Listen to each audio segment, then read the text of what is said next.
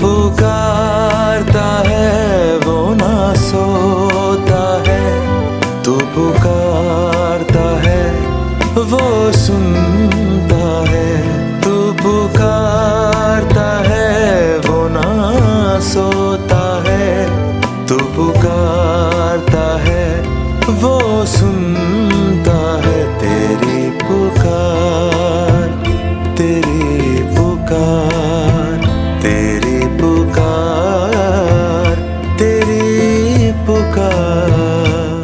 प्रभु यीशु मसीह के सर्वश्रेष्ठ नाम में आप सभी का अभिवादन। पवित्र शास्त्र बाइबल में यशायाह भविष्यवक्ता की पुस्तक के 53वें अध्याय के 12वें वचन में ऐसा लिखा है, इस कारण मैं उसे महान लोगों के संग भाग दूंगा और वह सामर्थियों के संग लूट बांट लेगा, क्योंकि उसने अपना प्राण मृत्यु के लिए उंडेल दिया। वह अपराधियों के संग गिना गया तो भी उसने बहुतों के पाप का बोझ उठा लिया और अपराधियों के लिए विनती करता है।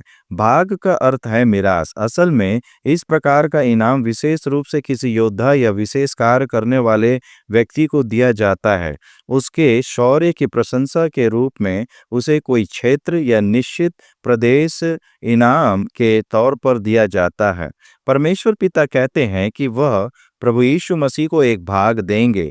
उसने ऐसा कौन सा कार्य किया है जिसके लिए उसे यह भाग वतन के रूप में दिया गया? प्रभु यीशु मसीह ने हमारे लिए मृत्यु पर प्रभुता करने वाले और परमेश्वर व मानव दोनों के शत्रु शैतान को पराजित किया है।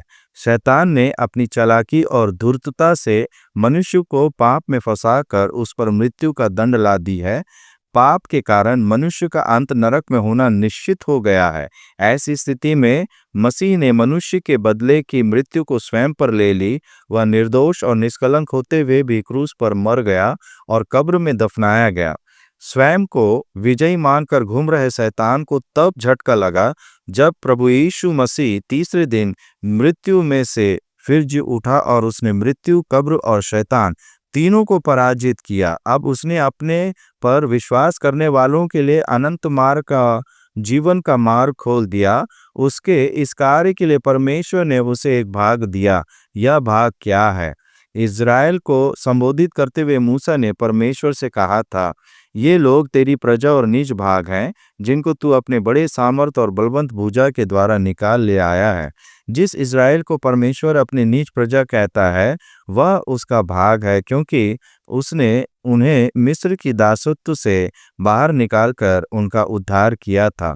ठीक इसी प्रकार प्रभु यीशु मसीह ने अपनी मृत्यु और पुनरुत्थान के द्वारा उस पर विश्वास रखने वाले जिस बड़े जनसमूह का उद्धार किया है, चाहे वे इजरायली हो या विदेशी, वे उसका भाग अर्थात उसका मिरास हैं। क्या आप उसका मिरास हैं? परमेश्वर आपको उस पर विश्वास के द्वारा उसका मिरास बनने में सहायता करे। उसके चरणों के पास आपके लिए हमारी यही प्रार्थना है। तेरी पुकार,